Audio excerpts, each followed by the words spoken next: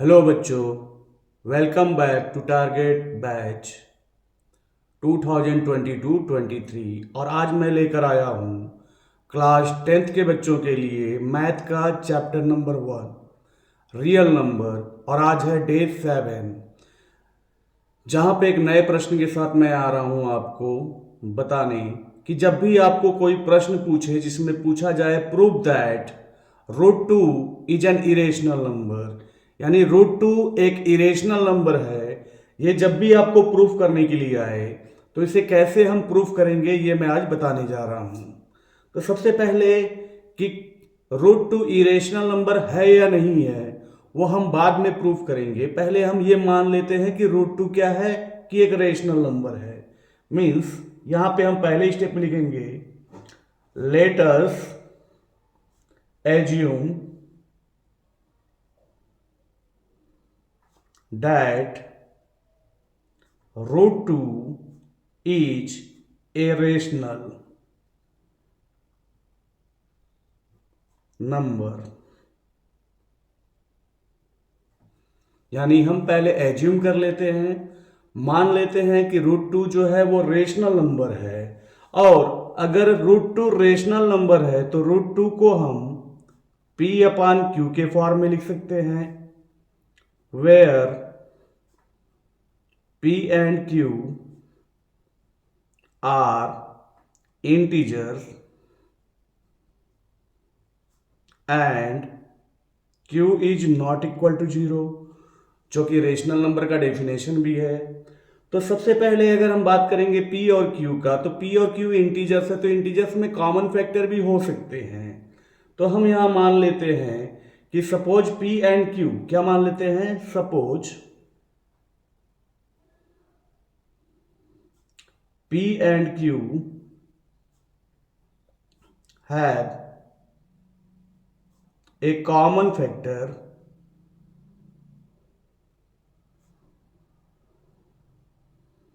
Other than one, यानी one को छोड़कर यहां पे कोई और कॉमन फैक्टर हो सकता है P और Q का। तो हम क्या करेंगे, then we divide by the common factor to get root two equal to A upon B. यानी P और Q का जो कॉमन फैक्टर था उसको हमने क्या किया, डिवाइड कर दिया। और डिवाइड करने के बाद जो नया नंबर हमें मिला वो मिला root two equal to A upon B, where A and B are coprime number. यानी ए और बी अब को प्राइम हो गया।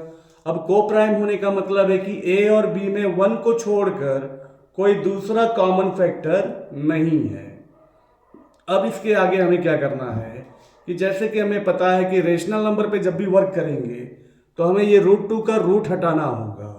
और कोई भी नंबर रूट से कब हटता है, जब हम उसका स्क्वायरिंग बोथ साइड करते हैं। तो हम यहाँ क्या करेंगे, squaring both side,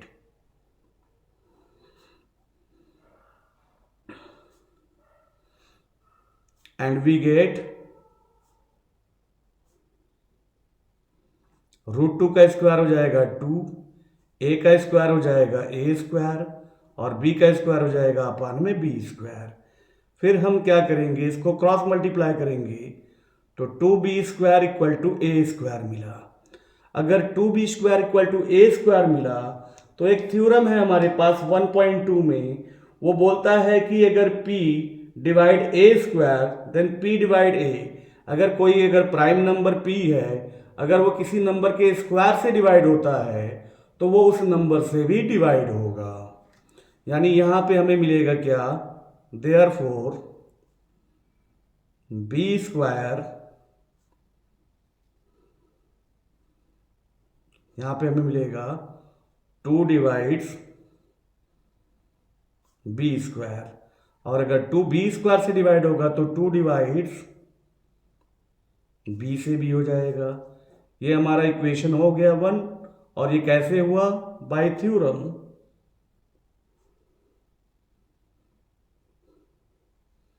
one point two से। और 1.2 थ्योरम क्या बोलता है? 1.2 थ्योरम बोलता है कि if p is a prime number, if p divides a square then p divides a। यानी अगर कोई नंबर प्राइम नंबर है, जैसे 2 प्राइम नंबर है, अगर 2 किसी के स्क्वायर से डिवाइड हो रहा है तो वो 2 उसके बिना स्क्वायर से भी डिवाइड होगा, जिसे हम लोगों ने इक्वेशन 1 ले लिया। अब अगर 2 b से डिवाइड हो रहा है तो हम क्या कर सकते हैं? हम यहां पर कॉमन फैक्टर बोला जा रहा है कि एक कॉमन फैक्टर मिल गया है आपको a, and so we can right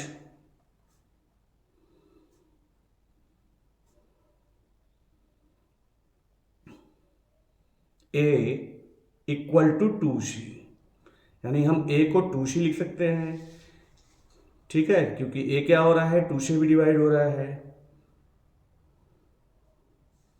तो for some integer c,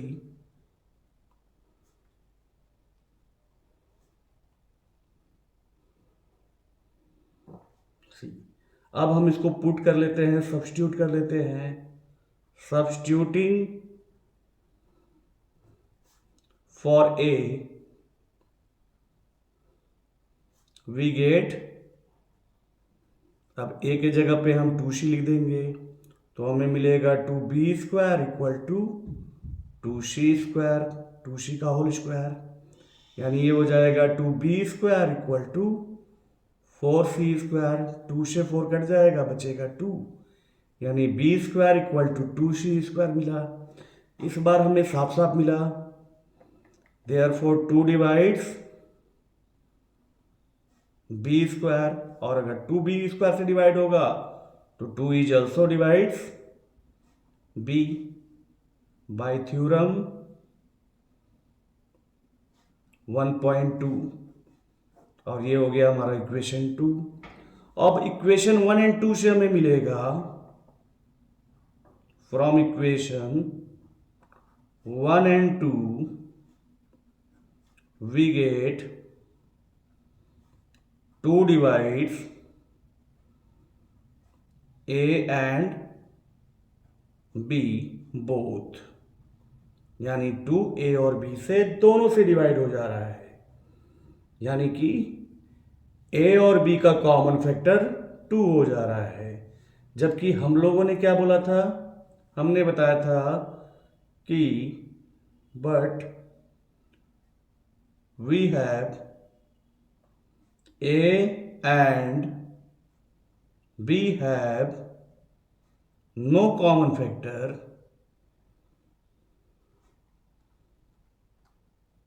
other than 1। जबकि हमने ये देखा था कि a और b का 1 को छोड़कर कोई अदर कॉमन फैक्टर नहीं था। तो इससे क्या हो जा रहा है? इससे हो जा रहा है 10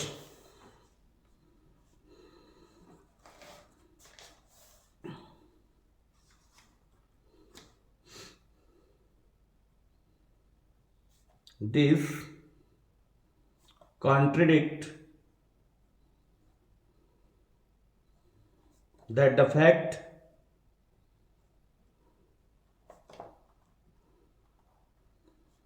A and B have no common factor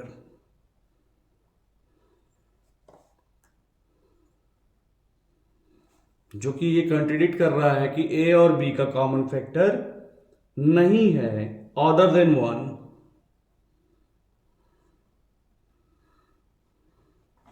जबकि हमने पहले ही कहा था, यानी ये विवाद हो जा रहा है। यहाँ पे बोल रहा है कि हमारे पास A और B का कॉमन फैक्टर 2 है, जबकि यहाँ सामने आ रहा है कि A और B का कोई कॉमन फैक्टर है ही नहीं। तो so our conclude that So we conclude that root 2 is an irrational। यानी हमें इससे पता चलता है कि रूट 2 जो है वो एक इरेशनल नंबर है। तो इस प्रकार से हमने देखा कि किस तरह से हम √2 को प्रूव कर सकते हैं कि वो एक इरेशनल नंबर है या नहीं। अब आइए इसी को हम अगले प्रश्न में देखते हैं। अगले प्रश्न में हम देखेंगे कि प्रूफ कैसे करेंगे कि proof that √3 is an irrational number. तो हम उसी प्रकार से प्रोसेस को आगे बढ़ाएंगे जिसमें हम ये शो करेंगे कि √3 भी एक इरेशनल नंबर है। तो इसको मानने के लिए सबसे पहले हम लोगों को फिर से लेना पड़ेगा कि let us assume that √3 is a rational number. यानी हम मान लेते हैं कि √3 एक रेशनल नंबर है and we are able to write √3 equal to a upon b where a and b have coprime number. यानी हमने देख लिया यहां पर, ये मान लिया कि a और b जो है वो को प्राइम नंबर है, यानी a और b का कोई कॉमन फैक्टर नहीं है वन को छोड़कर। फिर हम वही करेंगे, रूट हटाएंगे तो स्क्वायरिंग बोथ साइड करेंगे।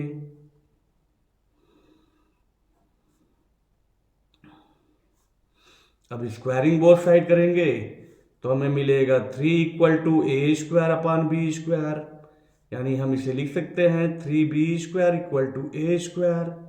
अब 3b square equal to A square वही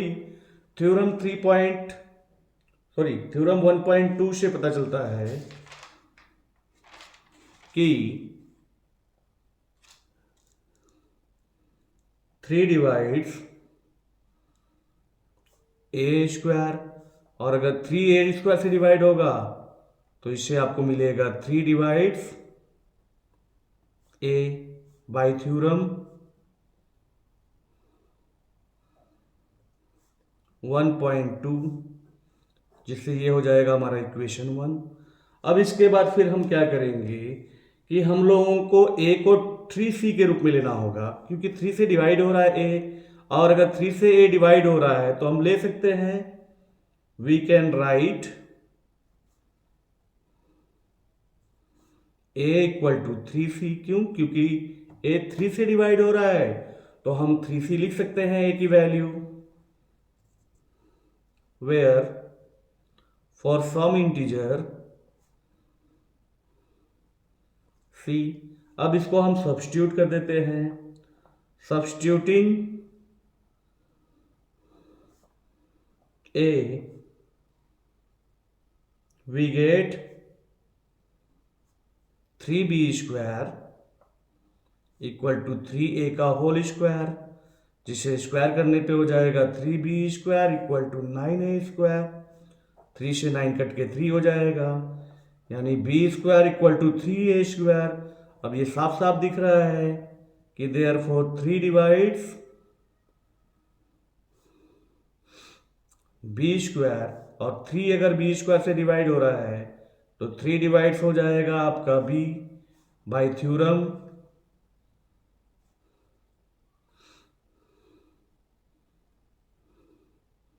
1.2 से, जो हो जाएगा इक्वेशन 2। अब 1 एंड 2 से मिलेगा हमको from equation 1 and 2 we get 3 divides a and b both. It means a and b have 3h a common factor। यानी हमें यहां मिला कि a और b जो है वो क्या हो गया ना, 3 कॉमन फैक्टर हो गया, यानी कि a और b का दोनों का कॉमन फैक्टर 3 मिल गया। अब a और b का दोनों का कॉमन फैक्टर b मिल गया, 3 मिल गया, तो इससे हमें क्या मिला,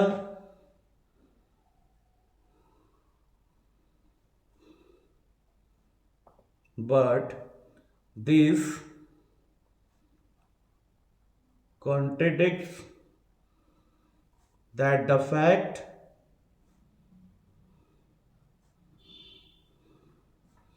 A and B have no common factor other than one. यानी वो कंट्रडिक्ट हो गया, यानी हमने जो माना था पहले कि ए और बी को वन का छोड़ के कोई और कॉमन फैक्टर नहीं है, वो तो गलत हो गया। तो इससे हमें क्या निष्कर्ष निकलता है? So we conclude that √3 is an irrational. यानी इससे हमें ये पता चलता है कि √3 क्या है, वो एक इरेशनल नंबर है। तो इस प्रकार से क्वेश्चन नंबर 1 और 2 में हमने देखा कि किस प्रकार से √2 और √3 दोनों ही नंबर इरेशनल है, जिसे हम लोगों ने प्रूफ करके दिखाया कि किस प्रकार से वो इरेशनल नंबर है by with the help of irrational number. आज के वीडियो में इतना ही। कल लेकर आएंगे चैप्टर नंबर 1 का अगला प्रश्न। तब तक के लिए धन्यवाद।